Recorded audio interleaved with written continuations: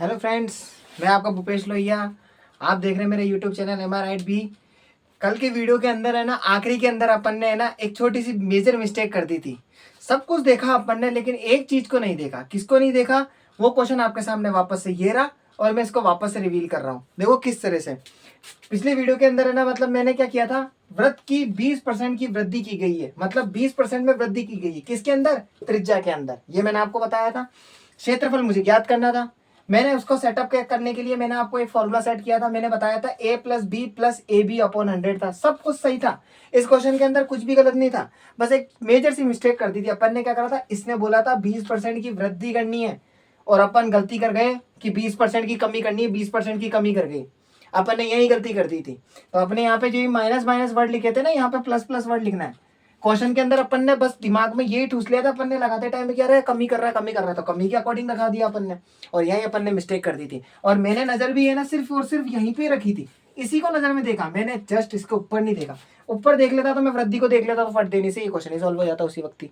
ठीक है, कोई बात नहीं, ये तो मेजर प्रॉब्लम्स है, मैथमेटिक्स है, मैथमेटिक्स के अंदर तो ये चलता ही रहता है। तो इसलिए आप इसको फटाफट से करेक्ट कर लेते हैं। करेक्ट में कुछ भी नहीं करना है, यहाँ माइनस हटा दो, यहाँ माइनस हटा दो, यहाँ माइनस हटा दो, यहाँ माइनस हटा दो, बस। और यहाँ पे अपने पास में बीच के अंदर क्या है, अपने पास में इस जगह पे फॉर्मूला के अकॉर्डिंग प्लस है। ठीक है, बस इसको सॉल्व कर लो। तो आप सॉल्व करेंगे तो कैसे हो जाएगा? सॉल्व करने के बाद में क्या होगा, 20 और 20 कितने हो जाएंगे, 40, प्लस 20 को 20 से गुणा करोगे तो 400, और नीचे आ जाएगा 100। 2 जीरो से 2 जीरो कट गए, तो अब 4 और नीचे तो 1 है, तो 1 को तो मैंने बताया तो कोई मतलब का नहीं है। तो 40 और 4 कितने हो जाएंगे अपने पास में, 44%। अब चूंकि आंसर प्लस में आ रहा है, तो प्लस में आने का मतलब ये बढ़ाने के बारे में बोल रहा है। बढ़ाने का मतलब इस तरह से, ऐसे समझो, ये बढ़ा रहा है। अगर माइनस में आंसर आता है ना, तो इसका मतलब वो घटा रहा है। और वहीं पे ऐसे ही तो आया था, 100 और 144, फिर इसको करा था तो 44% आया था अपने पास में, तो बढ़ ही रहा है ना। ठीक है ना, बस ये छोटी सी बात थी जो इसके अंदर समझानी थी। ठीक है ना, अब आगे बढ़ते हैं अपन फटाफट से क्वेश्चन के अंदर।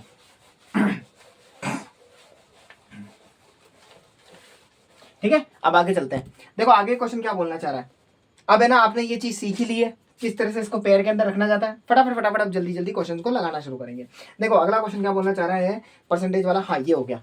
ठीक है, ये आपका आ गया अपने पास में 44%। ठीक है, अब देखो ये क्या बोलना चाह रहा है, अगले क्वेश्चन को देखो। अगला क्वेश्चन ये कहना चाह रहा है, चीनी के भाव में 20% की वृद्धि हो जाने से कोई गृहिणी अपनी खपत में कितने प्रतिशत की कमी करे ताकि उसके खर्च में केवल 8% की वृद्धि हो। अब वही गृहिणी वाला क्वेश्चन, वही खर्च वाला। तो सबसे पहले ये कंडीशन को देखते ही अपने दिमाग में वो एक्सपेंडिचर वाला क्वेश्चन आना चाहिए। क्या आना चाहिए? एक्सपेंडिचर बराबर के अंदर इनकम और इनटू कंजप्शन। ये याद होना जरूरी है। अगर ये याद नहीं होगा ना, तो अपन को पता नहीं चलेगा मुझे किस चीज को कहाँ रखना है। ठीक है ना, एक्सपेंडिचर का मतलब हो गया खर्च, और उसका मतलब इनकम का मतलब हो गया वेतन, और इनटू कंजप्शन का मतलब हो गया खपत। अब इसकी लैंग्वेज पकड़नी है, और लैंग्वेज पकड़ के अपन को फटाफट देखना कि क्या चीज दे रखी है, क्या चीज निकालनी है। वापस से क्वेश्चन को पढ़ रहा हूं मैं, कि बोल रहा है चीनी के भाव में 20% की वृद्धि हो जा रही है। तो चीनी के भाव में 20% की वृद्धि हो रही है, भाव में वृद्धि हो रही है। इसका मतलब पहले 100 रुपये ले जा रहा था, तो चीनी खरीद के ला रहा था। अब 20% की वृद्धि होगी, इसका मतलब 120 रुपये में आ रही है। तो इसका मतलब ये हो गया कि अब यहाँ पे ये 120%, मतलब इनडायरेक्टली बोलूँ तो चीनी के भाव में, यानी मैं इनडायरेक्टली कहूँ कि इनकम जो है ना, वो इनकम पहले थी फर्स्ट के अंदर और ये सेकंड के अंदर, है ना। फर्स्ट और सेकंड कंडीशन में पहले थी 100%, 20% बढ़ गई, यानी 120% हो गई। ठीक है, हैंड टू हैंड लिखता जाता हूं मैं। अगला बात वो बोल रहा है कि से हो जाने से कोई गृहिणी अपनी खपत में कितने प्रतिशत की कमी करे। खपत के अंदर कितने प्रतिशत की कमी करे, तो इसका मतलब जो आपके पास में जो कंजप्शन है ना, कंजप्शन, ये अपन को निकालना है। ये अपन को निकालना है कि कमी करें कि उसकी जो एक्सपेंडिचर है ना, उसके खर्च पर केवल 8% की वृद्धि होनी चाहिए। तो इसका मतलब जो इसका जो एक्सपेंडिचर है ना, एक्सपेंडिचर अपने आप में पहले 100% था, 8% की वृद्धि हो गई, यानी 108% हो गया। तो कुल मिला के ये दो कंडीशन निकालनी है। ये दो कंडीशन के बाद में अंतर निकालेंगे, अंतर निकाल के आंसर निकाल लेंगे। देखो कैसे निकालना है। देखो सबसे पहले क्या करना है, अगर आपको ऊपर जंप करना है ना, तो ऊपर जंप करने के लिए यहाँ की संख्या को यहाँ रखो। कैसे रखो, ये 100% रख दिया। ऐसे यहाँ की संख्या को यहाँ रखो, ऐसे 108 ऊपर रख दिया। अब क्या करना है, जैसे ही आपने यहाँ की संख्या को यहाँ रखा ना, ऊपर रखने के बाद में इसके सामने वाले से इसको गुणा करना है। कैसे? इसको हटाओ, ये गुणा, ये 120 यहाँ आ जाएगा, आ गया। ऐसे ही इसको जब आपने 108 को यहाँ रखा, 108 को रखने के बाद में इसके सामने वाला ये है 100, तो इसको 100 से गुणा करो। ठीक है, अब कुल मिला के मैं आपको बढ़िया ढंग से इसको लिख देता हूँ। नीचे क्या लिखा मैंने, 100% इंटू 120%। ठीक है, 108% इंटू 100%, ये लिखा है मैंने। इधर की चीज को इधर की चीज से काट लो, अगर कुछ कट रही है तो कैसे कट रही है, मुझे दिख रहा है 100% से 100% कट रहा है, काट दिया, काटने के बाद में 120% बचा और 108% बचा। आप चाहो तो इसको और काट लो, कैसे काट लो, 2 के पाड़े से काट लो, 4 के पाड़े से काट लो, मैं 4 से उड़ाता हूँ, 4 के पाड़े में इसको उड़ाऊंगा तो 4 तिया 12, 30% हो गया।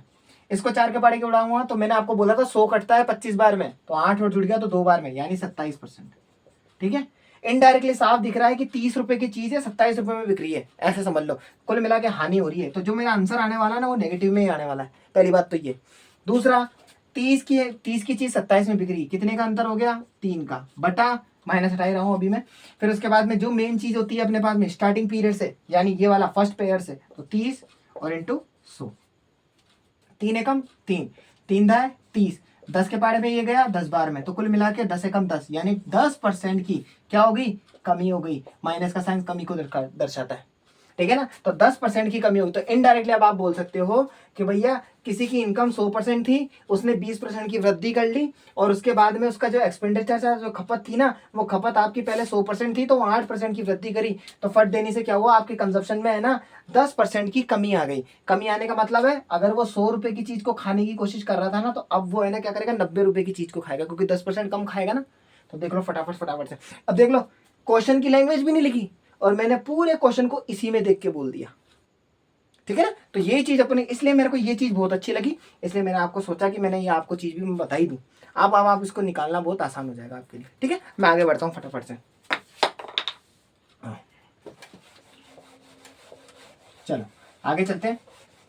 अब क्या धीरे धीरे क्या अपनी स्पीड बूस्ट होने लग जाएगी। स्पीड बूस्ट कैसे होगी, क्योंकि आप हर चीज के लिए अपन को समझना नहीं पड़ रहा है, कैसे क्या कर रहा है कैसे क्या नहीं कर रहा है, जल्दी जल्दी काम हो रहा है। फटाफट से देखते हो अगला क्वेश्चन क्या है अपने पास में, ठीक है। तो ये आपका अपने पास में 10% आंसर आ गया, ठीक है। अब नेक्स्ट क्वेश्चन क्या है अपने पास में, 23वां नंबर का, 23 नंबर का। देखो 23वां क्वेश्चन क्या बोल रहा है, ये बोल रहा है सीता का वेतन गीता के वेतन का 40% है। तो ये बोल रहा है कि बताओ गीता का वेतन सीता के वेतन का कितने प्रतिशत है।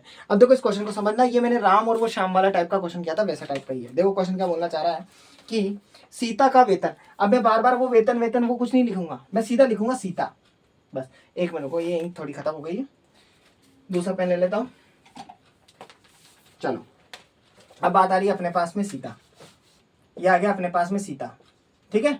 ये बोलना चाह रहा है सीता का वेतन गीता के वेतन का 40% है, गीता के वेतन का 40% है। इसका मतलब जो सीता का जो वेतन है ना वो गीता के वेतन का 40% है। इसका मतलब ये हो गया कि सीता का जो वेतन होगा ना, तो गीता, पहले मैं लिख ही देता हूँ, गीता के वेतन का, गीता का जो वेतन होगा ना उसका 40% है। ये है इसकी कंडीशन। मैं वापस रिपीट कर रहा हूँ, सीता का जो वेतन होगा ना वो गीता के वेतन का 40% है। अब सबसे पहले मुझे ये डिसाइड करना होगा किसको 100% मानूं, सीता को मानूं गीता को मानूं। अब मुझे एक बात बताओ, सीता का वेतन गीता से बन रहा है ना, तो गीता से बन रहा है तो गीता को मानना पड़ेगा ना, तो गीता को अपन को मानना पड़ेगा 100%। तो 100% का 40% निकालेंगे तो कितना आएगा, 100 से 100 जाएगा तो 40% ही बचेगा। तो कुल मिला के अपने पास में सीता का जो वेतन होगा ना वो कितना होगा 40%, और गीता का वेतन अपने आप में 100% हो जाएगा। तो अब इसको रिलेट कैसे करना है, रिलेट ऐसे करना है कि गीता का वेतन, अगर गीता का जो वेतन है वो अगर अपने आप में 100% है, तो आपका जो सीता का जो वेतन होगा ना वो सीता का वेतन कितना होगा अपने पास में, अभी निकाला मैंने 40% होगा। बस ये समझना था अपन को, क्योंकि मैंने बोला था अनुपात में निकालो, सबसे बेस्ट है इसको अनुपात में रख दो, परसेंटेज निकालना आसान हो जाएगा। अब देखो जो चीज कट रही काटो, परसेंटेज से परसेंटेज कट रहा है, और ये दोनों के दोनों 20 के पारे से कट रहे हैं, ये 2 बार कट रहा है, ये 5 बार कट रहा है, तो इनडायरेक्टली अनुपात आ गया 5:2। अनुपात में रहने दो अब इसको। अब ये क्वेश्चन में क्या पूछना चाह रहा है, अब बोल रहा है कि तो बताओ गीता का वेतन सीता के वेतन से कितने प्रतिशत, मतलब कितना प्रतिशत है। तो ये पूछ रहा है कि जो गीता का जो वेतन है, गीता का वेतन सीता के वेतन का कितना प्रतिशत है, सीता के वेतन का कितना प्रतिशत है। यानी इनडायरेक्टली ये बोलना चाह रहा है कि जो गीता का जो वेतन होगा ना, ये गीता का जो वेतन है, ठीक है ना, 5 है, तो गीता का वेतन सीता के वेतन का कितना प्रतिशत है। तो सीता का जो वेतन है ना ये है 2 रुपए, और गीता का वेतन का, ठीक है ना, तो यानी सीता के वेतन का गीता का कितना प्रतिशत होगा, यानी इनडायरेक्टली ये बोलना चाह रहा है। देखो इसके अंदर इसको सॉल्व कर रहा है, तो सॉल्व करने का मतलब पेयर किस तरह से बना रहा है ठीक से समझना। मैं आपको इनडायरेक्टली बोलूं, सीता के वेतन से मेरे को गीता का वेतन निकालना है, मुझे साफ दिख रहा है ये यहाँ पे सीता है ना 200 रुपये कमा रही है, मैं आपको इसको 200 रुपये बना के बता रहा हूँ, ऐसे समझाने के तौर पे बताना चाह रहा हूँ, समझाने के तौर पे। देखो अगर अपने पास में सीता है, ये अपने पास में सीता यहाँ में मिल लिखा, ये अपने पास में 2 रुपये कमा रही है, अपने पास में गीता लिखा, ये अपने पास में 3 रुपये कमा रही है, तो सॉरी 5 रुपये कमा रही है ना। मैं आपको कह रहा हूँ आप इमेजिनेशन करो, इसको है ना आप है ना रुपए में कन्वर्ट करो। कैसे? थोड़ा बड़ी संख्या से समझाने के तौर पे समझ लो। मैं इसको 200 रुपये करता हूँ, मैं इसको 500 रुपये करता हूँ। अगर आपने यहाँ पे 2 जीरो बढ़ाया तो यहाँ 2 जीरो, अगर आपने 3 जीरो बढ़ाया तो 3 जीरो, अगर आपने 4 जीरो बढ़ाया तो 4 जीरो, ये अपने अकॉर्डिंग ले सकते हो, समझने के लिए है। ठीक है ना। अगला काम ये बोलना चाह रहा है कि कितना अधिक वेतन है, इससे इसका अधिक कितना है 300 रुपये। ठीक है। किससे बड़ा? सीता से बड़ा, क्योंकि ये खुद बोल रहा है सीता के वेतन से। मैंने आपको पहले बोला था जिसमें से वर्ड आ जाए ना वो से वाला हमेशा नीचे आता है, से वाला नीचे आता है। तो कुल मिला के से वाला, से क्या है अपने पास में सीता, सीता कितना है 200। ठीक है। और गुना अपने पास में 100। बस इसको सॉल्व कर लेना है। कैसे सॉल्व करेंगे देखो, 100 के 100 एकम 100, 100 के पाड़े में ये 2 बार कट गया, कटने के बाद में 2 एकम 2 और 2 के पाड़े से इसको काटेंगे तो 150। ठीक है। ये अपने पास में कर लिया तो 150% आया अपने पास में। अभी 150% आया तो इनडायरेक्टली मैं बोल सकता हूं कि सीता के वेतन से गीता का वेतन 150% अधिक है। ये मैंने आपके समझाने के लिए समझाया, मतलब इनडायरेक्टली बताना चाहा कि भैया कितना ज्यादा बड़ा हुआ। यानी 3 रुपए ज्यादा बड़ा थे तो मैंने 3 रुपए को जानबूझ के 300 बना लिया, 2 रुपए थे तो 200 रुपए बना लिया, 5 रुपए थे तो 500 रुपए बना लिया। और कितना अधिक था मेरे को ये बताना था कि इसके वेतन से ये कितना अधिक है, तो यानी 3 रुपए ज्यादा अधिक है। तो ये 3 रुपए ज्यादा अधिक था, किससे था 2 रुपए से, यानी 200 रुपए से अधिक था। तो मैंने काटा पीटी करी, घुमा फिरा के मेरे पास में 150% अधिक हो गया। दिख ही रहा है ना क्यों 150% अधिक है, साफ दिख रहा है। 2 रुपए मेरा खुद का है, वो 3 रुपए लेके बैठा है, तो इसका मतलब 3 रुपए कैसे बने होंगे, वो 3 रुपए ऐसे ही तो बने होंगे 2 + 1। तो 2 रुपए तो खुद अपने आप में 100% है और 1 रुपए अपने पास में 50% है। तो 100 रुपए से 100 और 50 कितने हो गए 150% हुआ ना। ऐसे बढ़ गया। इस क्वेश्चन को इस तरह से रिलेट करना था और कुछ भी नहीं था इस क्वेश्चन के अंदर। ठीक है ना। ये मैंने आपको जानबूझ के ये कंडीशन बना के समझाई है, बाकी क्वेश्चन तो यहीं खत्म हो गया था। बस कुछ भी नहीं था, ये देखना था किससे किसको निकालना है। 3 बटा नीचे लिखना था, बस ऐसे 3 लिखना था और नीचे की तरफ में 2 लिखना था और इंटू 100 करना था। 2 से इसको काटते ही 50 बार में कटता, 50 के 150 हो जाता, सीधा इस तरह से करना था। ठीक है। तो अब मैं आगे बढ़ता हूँ। इस टाइप के क्वेश्चन बनेंगे, बहुत सारे अच्छे अच्छे क्वेश्चन बनेंगे। अब देखो ये इतना समझाने के अंदर इतना 4 से 5 लाइन में जा रहा है, जब सॉल्व करने बैठोगे 2 लाइन के अंदर भी नहीं होगा ये क्वेश्चन। लिखना है, लिखते बस फटाफट से सॉल्व करना है, बस इस तरह से। देखो अगला क्वेश्चन क्या बोलना चाह रहा है। अगला क्वेश्चन ये बोल रहा है कि देखो क्वेश्चन क्या बोलना चाह रहा है। अगला क्वेश्चन कह रहा है कि अपने पास में किसी मकान, यहाँ पे देखो इस तरह से देखो, ठीक है ना। किसी मकान का किसी मकान का वर्तमान मूल्य 30,000 रुपये है, तो इसमें प्रतिवर्ष 10% की वृद्धि हो जाती है। तो बताओ कि बाद में इस मकान का मूल्य क्या होगा। देखो इस क्वेश्चन को समझो ऐसे तरीके से। मैं आपको बोलूं आज एक मकान का मूल्य है 1 लाख रुपए, ठीक है 1 लाख रुपए हो गया। मैं आपको बोलूं कि अगर इस साल 2025 के अंदर उसकी कीमत है अपने पास में 1 लाख रुपए, हर साल 10% बढ़ रहा है, तो मैं आपको इनडायरेक्टली कहूँ 1 लाख रुपए, तो 1 लाख का 10% होता है 10,000 रुपये। मैं इसको है ना एक एग्जाम्पल से समझाता हूँ, ये समझना आसान होगा। मैं आपको बोल रहा हूँ 1 लाख रुपए, ठीक है। मैंने कहा कि 2025 के अंदर इसकी कीमत ये है, ठीक है। मैं आपको बोलूं कि है ना जैसे ही है ना अपने पास में ये जम किया अगले साल का मतलब हो गया ये 2026 पे आया, तो 2026 के अंदर 10% ये क्या हो गया बढ़ गया। तो सीधी सी बात है, मुझे पहले तो ये पता लगाना पड़ेगा 1 लाख का 10% कितना होता है। तो आप क्या बोलोगे 10% है ना 10,000 रुपये, तो यानी 1 लाख में 10,000 और जुड़ जाएंगे, तो इनडायरेक्टली हो जाएगा 1,10,000 रुपये, ठीक है। फिर मैं वापस से बोल रहा हूँ कि 2026 के बाद में एक वर्ष का मतलब 1 वर्ष में जंप कर चुका है और उसके बाद में अगले वर्ष में यानी 2026 से फिर 2027 में आया। फिर मैं वापस से बोल रहा हूँ कि 10% का जंप मार लिया। तो अब मैं बोलूँ 1 लाख, क्योंकि उस समय पे मैंने पहले 1 लाख का 10% निकाला था, अब यहाँ पे 1 लाख का वापस 10% थोड़ा ना निकलेगा।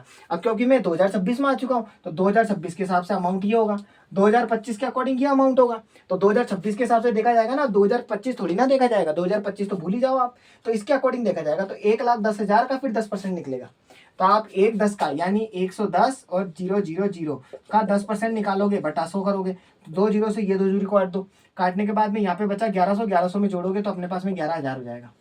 तो कुल मिला के 1,10,000 के अंदर 11,000 और जोड़ोगे तो ये हो जाएगा 1,21,000 रुपये, ठीक है 1,21,000 रुपये हो गए, ठीक है। और ये अपने पास में 2027 की बात आ गई। अब मैं आपको बोलूँ 2028 में पूछो, फिर वापस से 10% बढ़ गया इधर की तरफ में, तो अब इस बार वापस से 1,21,000 रुपये के अंदर यानी इसमें से आपका 10% निकलेगा।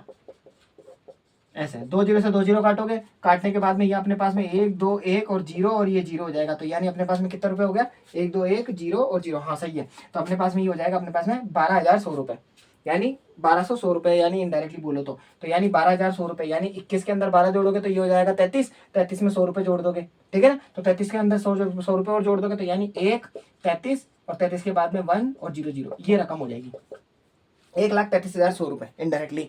ऐसे बताऊं, अब ये आगे चलता जाता है, ये क्वेश्चन होते हैं, ठीक है ना। अब इस क्वेश्चन को इतना लंबा चौड़ा नहीं खींचेंगे, एक फॉर्मूले में सेट कर देंगे, बात खत्म। देखो कैसे, इस क्वेश्चन को मैं एक काम करता हूं, इसको 2 तरीके से मैं करवाता हूं इस क्वेश्चन को आपको। एक तरीका तो ये हो गया, अब 2 तरीके और बताता हूं मैं आपको जो आसान लगे उस क्वेश्चन के अकॉर्डिंग कर लेना। पहला स्टेप हो चुका है, मतलब पहला तरीका तो वो बता दिया मैंने। अब इसी के अकॉर्डिंग है ना, पहले मैं इस क्वेश्चन को समझा देता हूँ। क्वेश्चन क्या था, क्वेश्चन था 1 लाख नहीं है 30,000 रुपए, 30,000 रुपए प्रतिवर्ष 10% की वृद्धि हो रही है और 3 वर्षों के बाद में मकान का मूल्य पूछा है। तो बस कुल मिलाकर भी ये बोलना चाह रहा है, रकम है अपने पास में, क्वेश्चन नंबर 24वां, ठीक है ना। तो अपने पास में मूल्य दे रखा है, यानी रकम है वो अपने पास में 30,000 रुपए, ठीक है। हर साल 10% वृद्धि, ठीक है, वृद्धि का मतलब अधिक हो रहा है, हर साल बढ़ रहा है, ठीक है। और ये पूछना चाह रहा है 3 साल में, 3 साल बाद पूछ रहा है ये रकम क्या होगी, बस ये पूछना चाह रहा है। अब देखो पहला तरीका ये है, सीधा